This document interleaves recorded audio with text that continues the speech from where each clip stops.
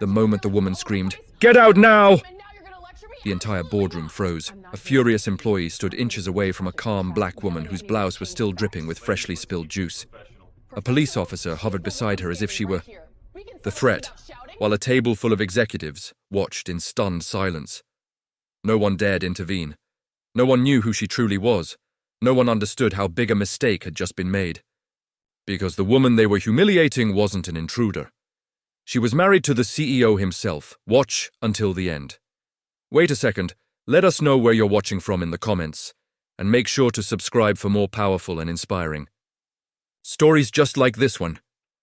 Her name was Nyla Hale, known for her intelligence, her poise, and the quiet confidence she carried everywhere she went. She wasn't the type to flaunt her status, even though she was married to Daniel Hale, the CEO of one of the country's largest corporate groups. Nyla preferred to move through the world without the shield of her husband's title. She believed people should treat you with dignity because of who you are, not because of who you're connected to. That morning, she wore a simple mustard blouse and black trousers, planning to surprise Daniel during one of his major board meetings. She didn't bring security, didn't make an announcement. She just walked into the building like any other spouse dropping by. She expected a warm smile, maybe some shocked laughter, and a quiet lunch with her husband afterwards. But what she walked into instead was a storm of prejudice disguised as authority. The trouble began the moment she stepped into the executive floor.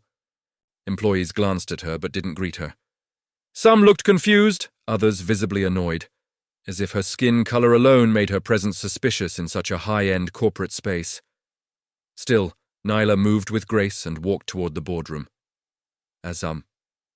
She approached. She paused outside the glass door. She didn't want to interrupt the meeting, so she waited politely. That's when Catherine, the head of operations, a woman notorious for her temper, noticed her. Catherine marched to the door, heels tapping sharply. "Can I help you?" she snapped, looking Nyla up and down as if scanning for a reason to push her out. Nyla calmly said she was here to see her husband, but Catherine scoffed. "Everyone says that. You need to leave this floor immediately." Her voice grew louder, drawing the executive's attention.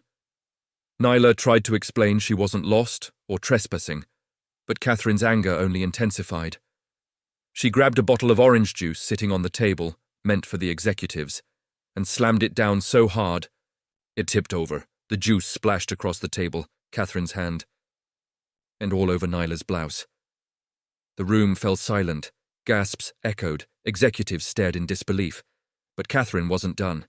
She stormed back into the boardroom and called security. "We've got a trespasser," she yelled. "Get a police officer up here. Now." Within minutes, an officer arrived, walking straight toward Nyla like she was a criminal, and Nyla stood perfectly still. The police officer positioned himself beside her, ready to escort her out. Catherine pointed at Nyla, screaming in front of everyone, "Get out, now!" Executives shifted uncomfortably, but none of them spoke. They were too shocked, too nervous to challenge their volatile department head. Nyla looked at the officer calmly and said one quiet sentence. "Check who my husband is." The officer hesitated. He asked for her ID. The moment her name, Nyla Hale, appeared, on his device, his expression changed completely. He stepped back. Catherine's face drained of color. Suddenly the boardroom door swung open. Daniel Hale walked in. He looked at his wife, her stained blouse, her steady eyes, and then he turned toward the room with a coldness no one had ever seen before. The room felt heavier as Daniel stepped closer. Everyone who recognized him straightened instantly. Catherine fumbled with her words, trying to bury her own actions under excuses. "Sir, she wouldn't leave." She interrupted. Daniel didn't even glance at her. His eyes were fixed on Nyla, taking in every detail. The sticky juice on her clothes, the tightness in her breath, the deep disappointment in her silence. He gently held her hand, then turned to the officer.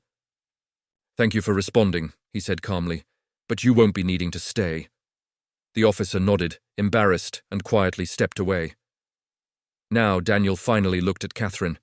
His voice was low, steady, and dangerous. "Explain to me," he said, "why my wife is standing here covered in juice, being treated like a threat in my own company. Catherine froze. Executives looked at each other, terrified to blink. I didn't know she was your wife, Catherine stuttered. Daniel stepped closer. And if she wasn't? She would deserve this? Catherine swallowed hard, but she had no answer. Daniel turned to the room. I want the security footage pulled. Every second, every word. The head of IT rushed out immediately. Within minutes, the footage was playing on the big boardroom screen. There it was. Catherine is storming toward Nyla, the dismissive gestures, the raised voice, the slamming of the juice bottle, the splash, the call to the police. Every bit of prejudice was captured in precise, undeniable detail.